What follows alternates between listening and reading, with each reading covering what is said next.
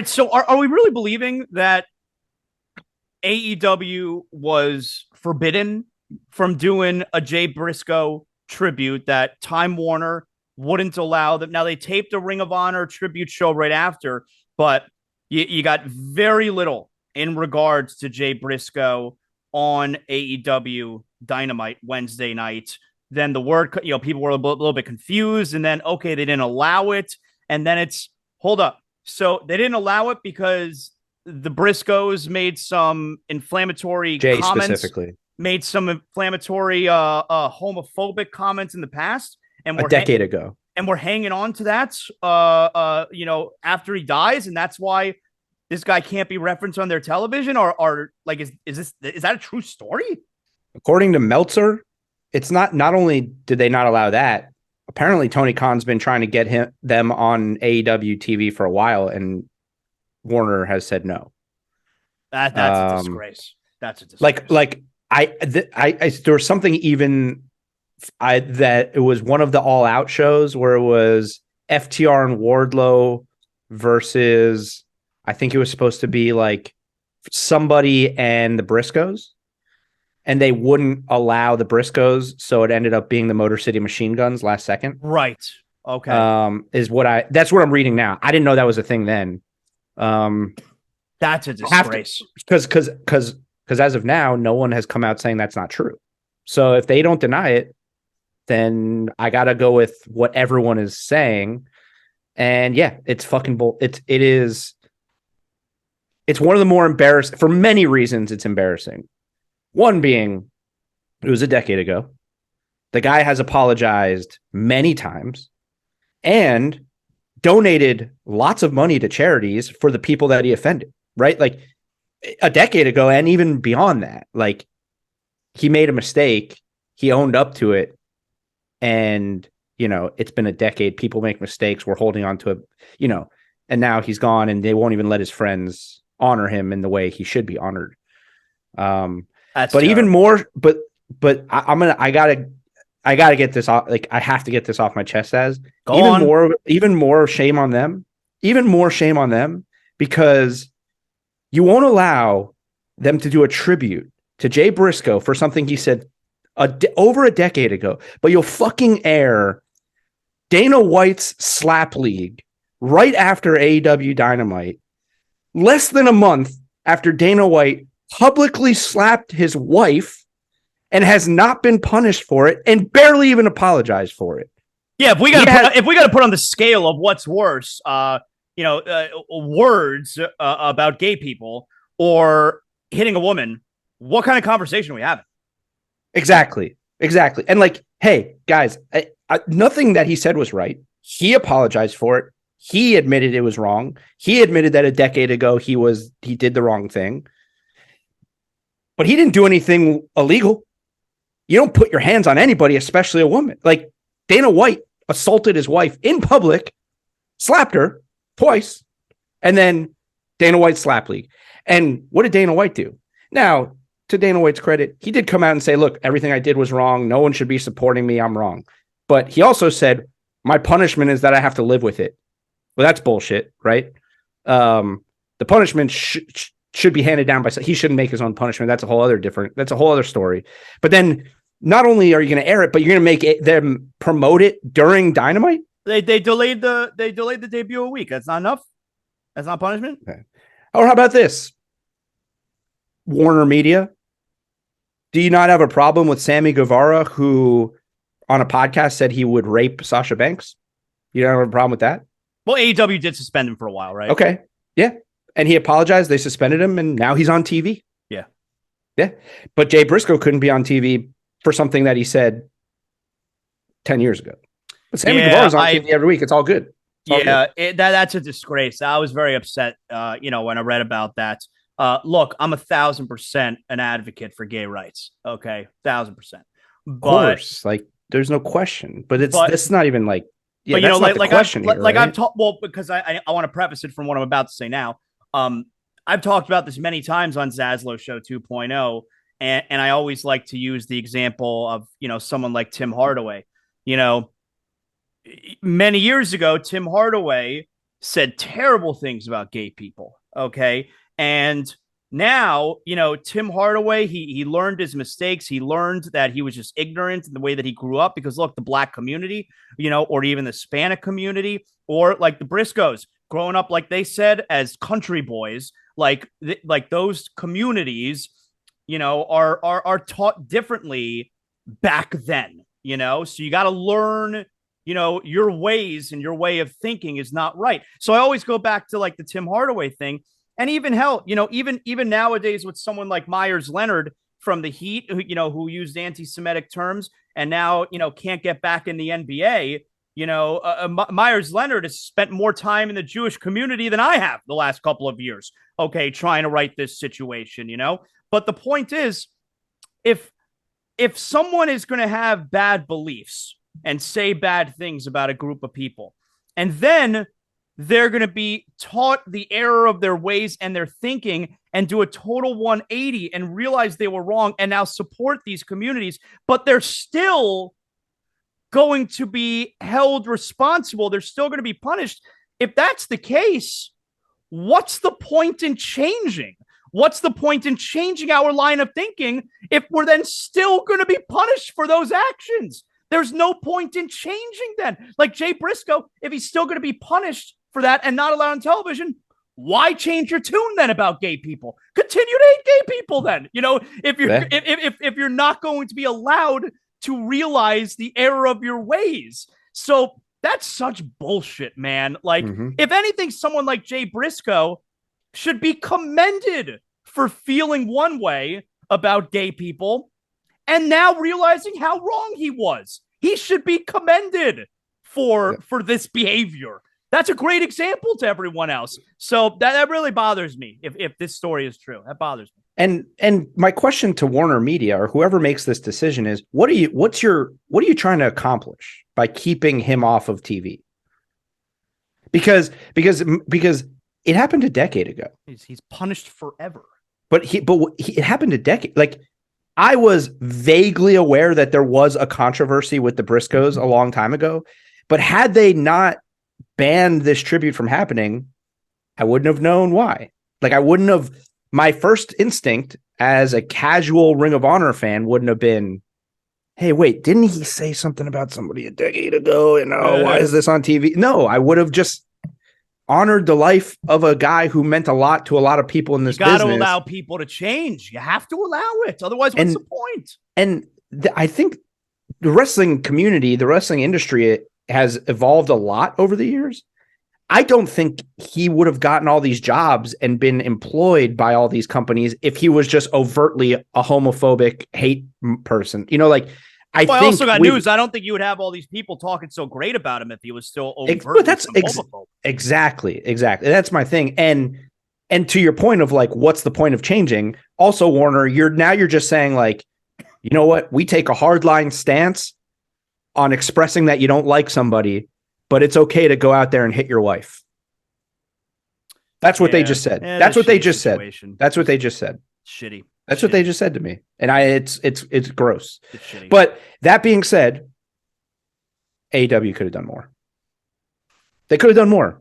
And they didn't have to do and a lot of people are saying like, well, they did this whole tribute show. I'm willing to give it a pass though. Like there's no playbook on how to handle this type of stuff, Yeah, that's true. But like they feel so okay.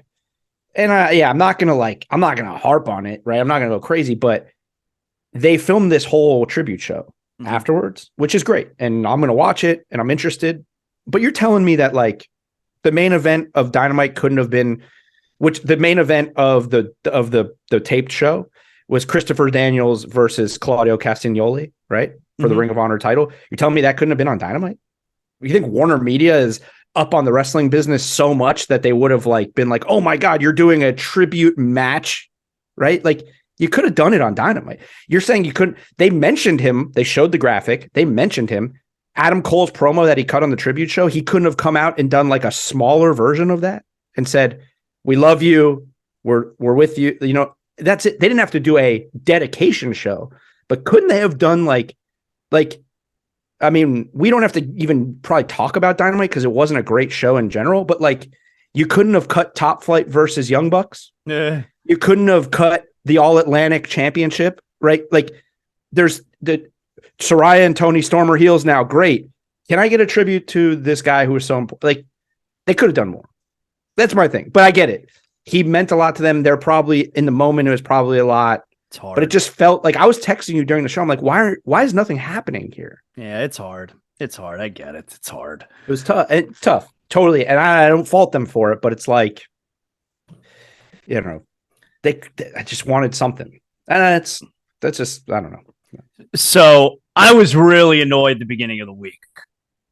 Monday Night Raw, they, I guess, officially announced Cody Rhodes. Yeah. Rhodes to the Rumble.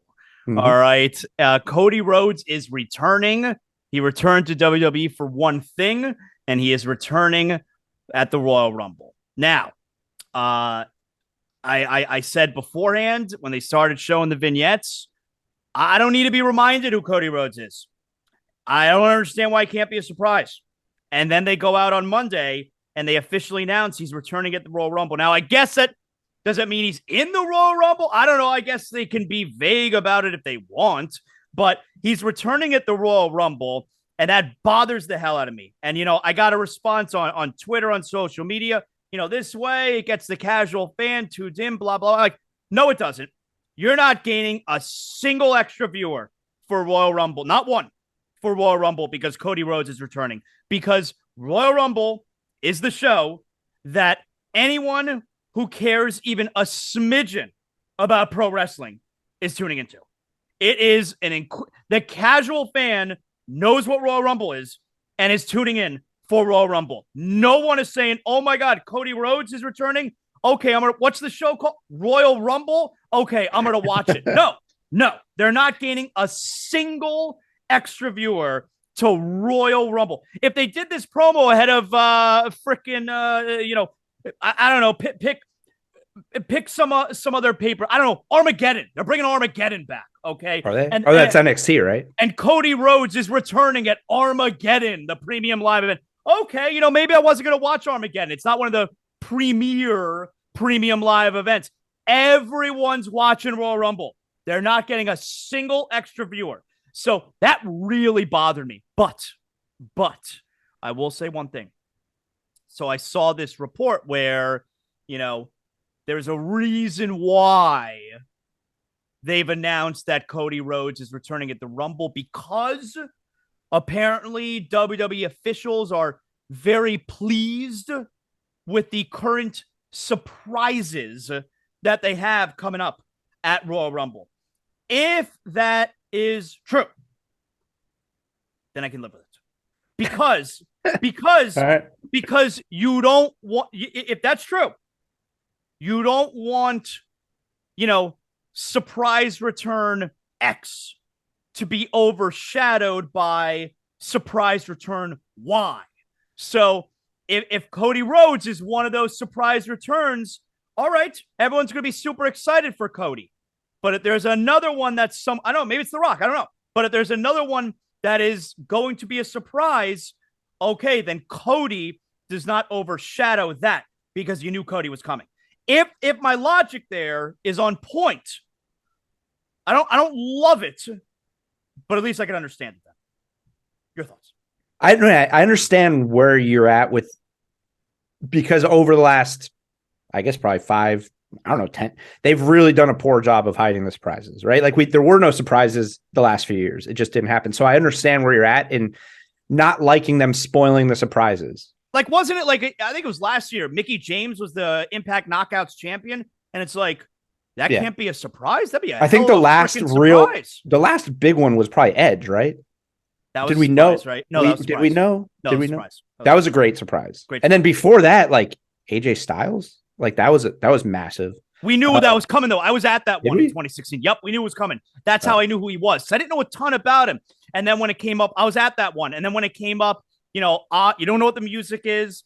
And then because he was a number 3 and Roman's just standing in the ring by himself. Because remember, Roman had to defend the belt. I was at that Royal Rumble, sat right up at the front. We were right in the front. That's awesome. And it comes on the screen. I don't know who it is still. And then it says phenomenal. I'm like, oh shit, this is AJ Styles. Yeah. Like we knew that it was talked about. Okay. I didn't remember if it was a surprise or not because I was so jacked up when that happened because I was excited. Now they didn't announce it. Maybe it was just rumored. It was rumored. It was rumored. Yeah, right. It was rumored. So here's my thing with Cody. Two things.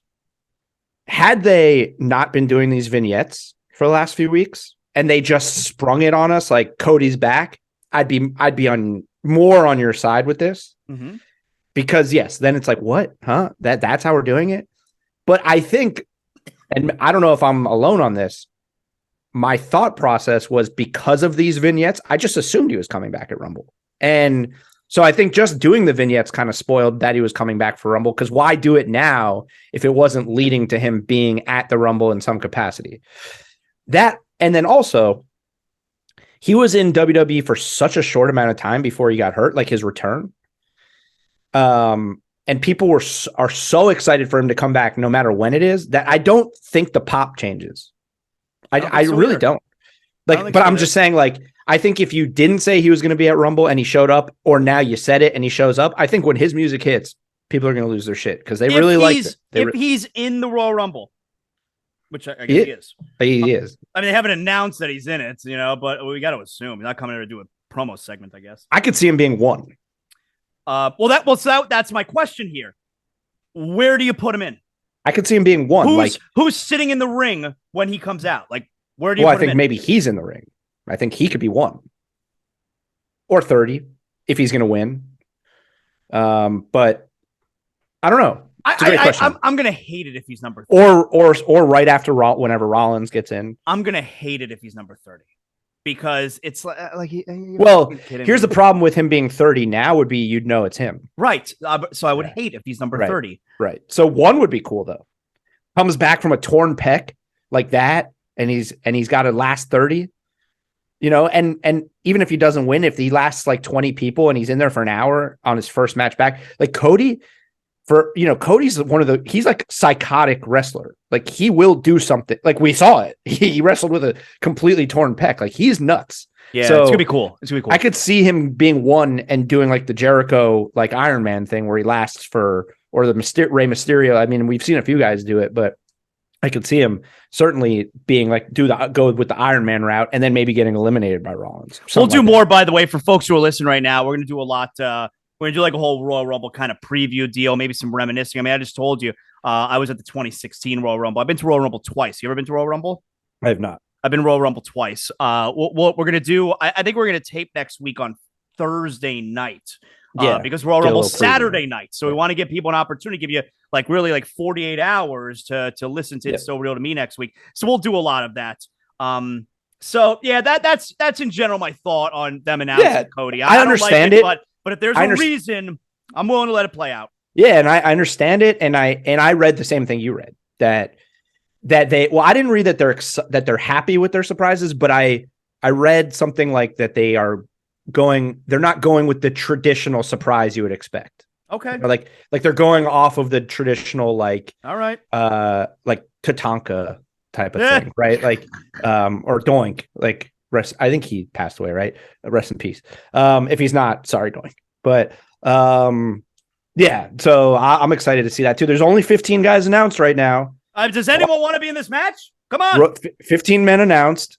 Raw 30 is packed. I don't see a lot of announcements coming on Raw 30. Maybe X-Pac wants to announce. How about this?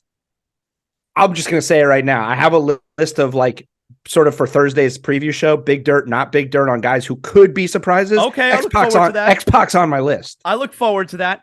X-Pac's on my list. All right. So we got a great show coming up. It'll be next Thursday. It'll be on Thursday night. Before we get to big dirt, not a big dirt here, I do want to tell you, I got a new feature on the show that we could do every week. So one of our biggest listeners, one of our greatest listeners, It's So Real to Me. Make sure you like, you rate, you comment, you do all that good stuff. One of our great listeners is my man, Victor. Okay. Victor Borrero. All right. He's a great listener to the show. I see Victor commenting. Okay. Shout out, Victor. He's a great listener. He's at NXT every week, by the way. All right. He lives in that area, but he's a great listener. Cool. So we got a new feature where Victor listens to the show. And because, look, a lot of this is coming off the top of our head or what have you, whatever we're talking about, doing a little bit of improvisation.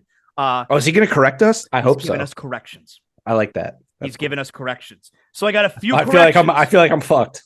Well, we got a few corrections here from the show last week. All right. Mm-hmm. It looks like here I got 3 corrections from Victor. Now, you may remember he's going to do this for us every week. Now, you may remember we talked, Adam Page beat Moxley last week. And we went over where you said you think he's only been clean pinfall twice, right? In AEW. So he looked it up. Victor looked it up. Okay. Here are Mox's clean pinfalls. Adam Page, which of course was most recently. CM Punk back in September of 22. Yeah.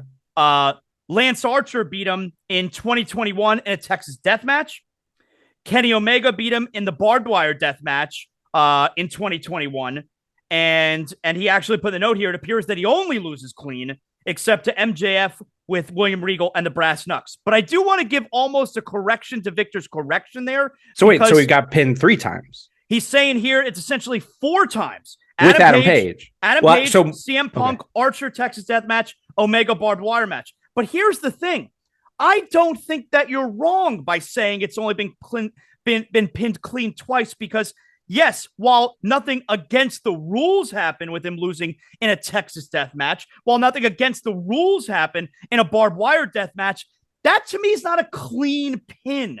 A clean pin is when you lose a one-on-one singles match. Sure. Clean. So nothing shady happened in those 2 matches, but that to me isn't do we know definition. that? Well, do we know that? Do we know nothing shady happened in those matches?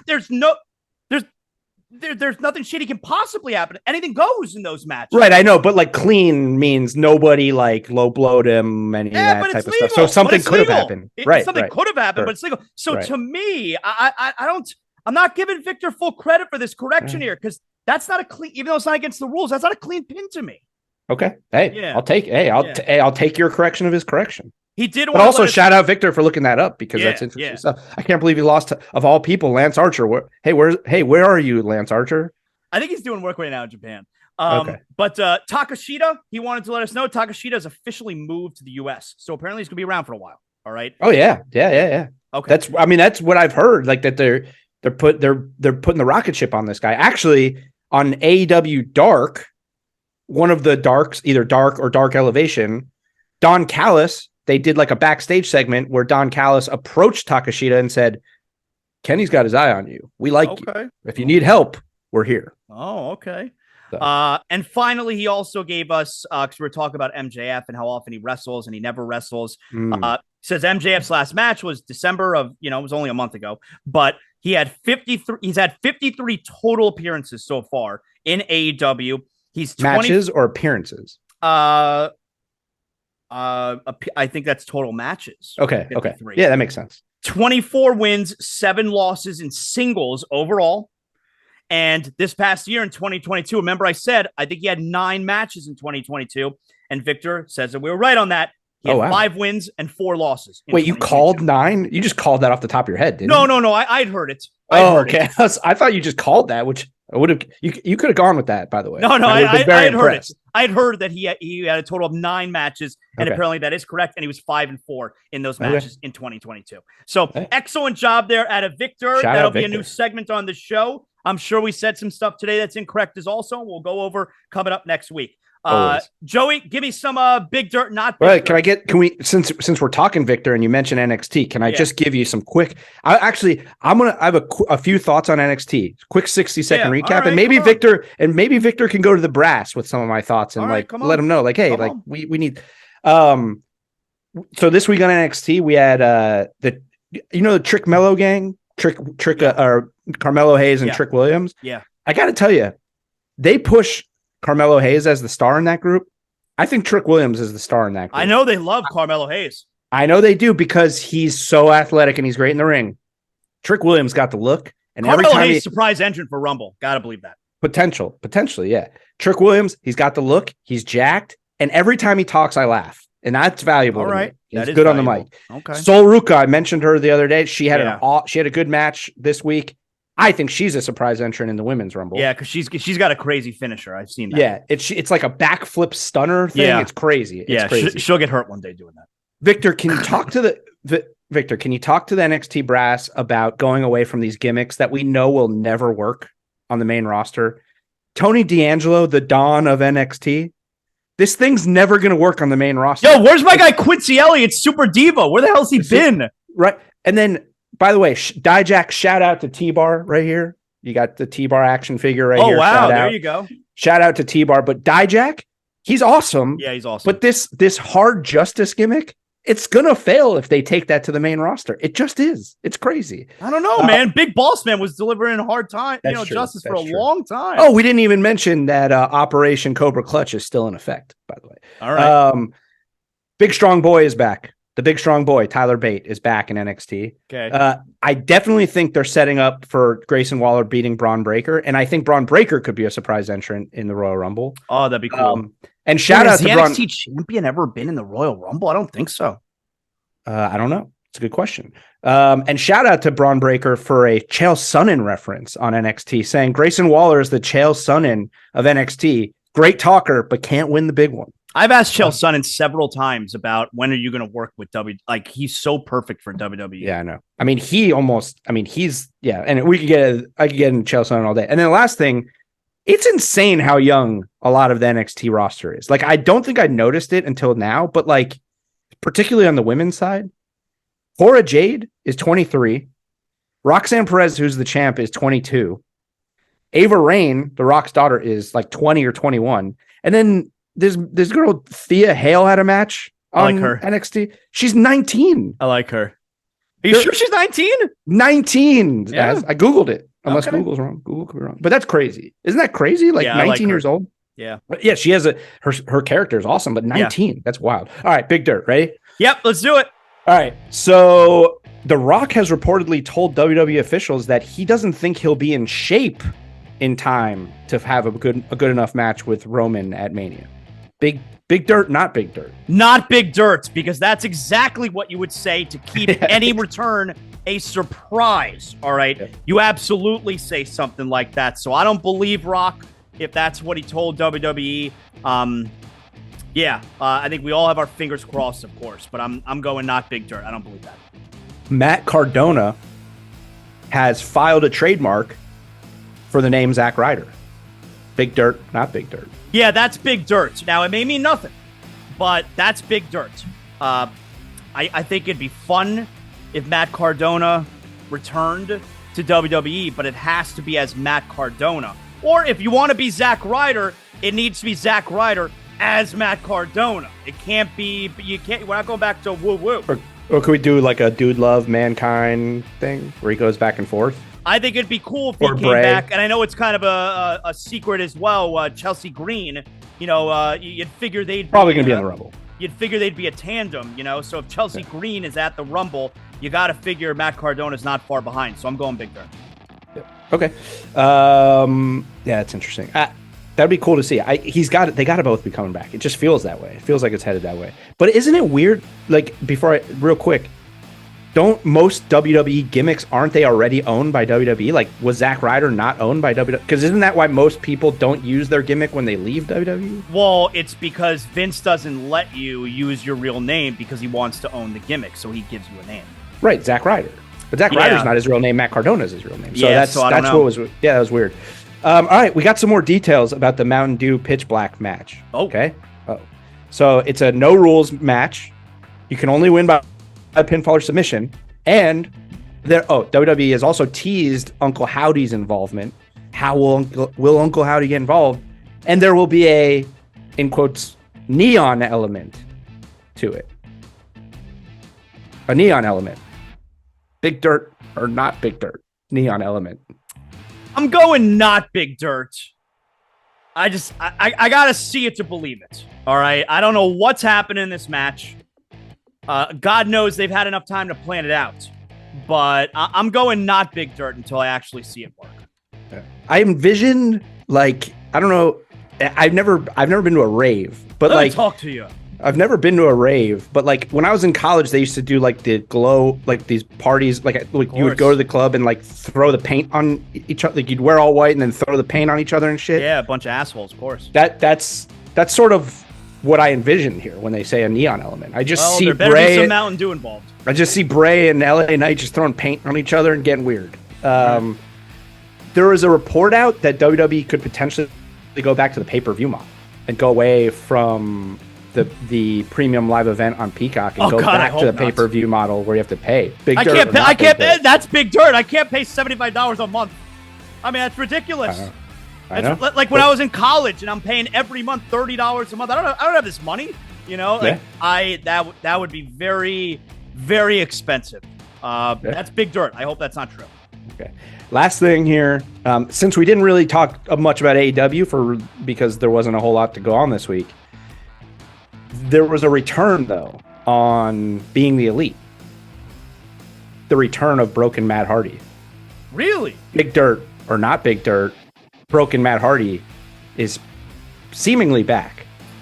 Well, you know what? I'm going Big Dirt because while Broken Matt Hardy did not work in WWE, because that's a different kind of crowd from the AEW more hardcore crowd, I think Broken Matt Hardy, which of course worked. It was Impact, right? Which of course Matt Hardy. And the beginning, and he debuted in AEW as Broken Matt Hardy.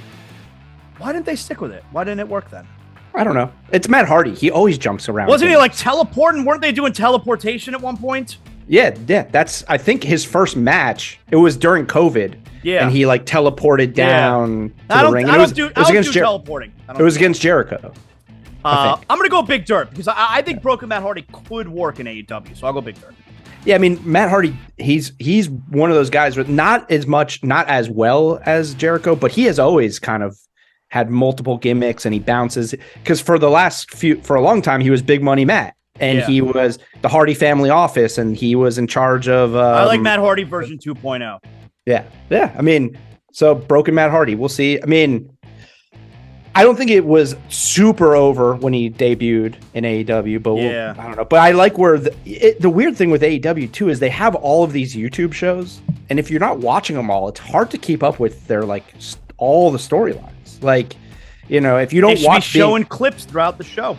Yeah, I mean, because there's been I don't even know if do you even know there's been this whole thing going on where Ethan Page kind of owns Matt Hardy's contract, and now Matt Hardy. I'm aware of it, but I'm not fully up to speed if they're advancing that story. Well, now this is what I guess Matt Hardy's been playing as though he's getting along with Ethan Page now, and then they approached Brandon Cutler to be part of their squad, and then when they left, Matt Hardy's like, 1 second, I got to use the bathroom, and he went into the bathroom and starts slamming the mirror. And then covers the camera, and when he comes back, he's like, oh! And he's broken Matt Hardy again. So that's funny. Ethan Page broke Matt Hardy.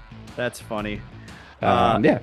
Good job, man. Good job today, Joey. Excellent job, man. So again, for folks who are used to the show, obviously dropping on Saturdays, this Thursday night, we're going to record a Royal Rumble type preview kind of deal, and then over the weekend, we'll have obviously a Royal Rumble reaction show. It's a great time of year for pro wrestling, man. I'm looking forward to next weekend. It's gonna be really fun. Yeah, I think Rumble is going to be better than it's been in a long time. I'm last year was good, dude. Last year was cautiously optimistic that the first Triple H Royal Rumble is going to be big. I'm actually pretty jacked up for Raw 30. I feel like it's going to be really cool. Sometimes these celebration shows, they're too gimmicky, and I feel like they've mixed in enough. Raw 25 stunk. I was there. Yeah. We were at the because that was the show that led to FTR leaving. Yeah.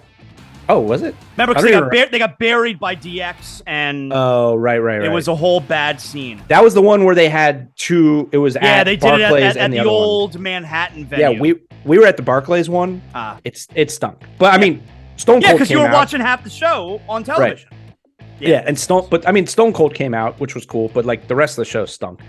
But this one, you have, they're mixing the legends into the storylines too, having the bloodline thing, right? Yeah, which is cool. And then they have cool matches. So I'm optimistic that Raw 30 is going to be pretty cool.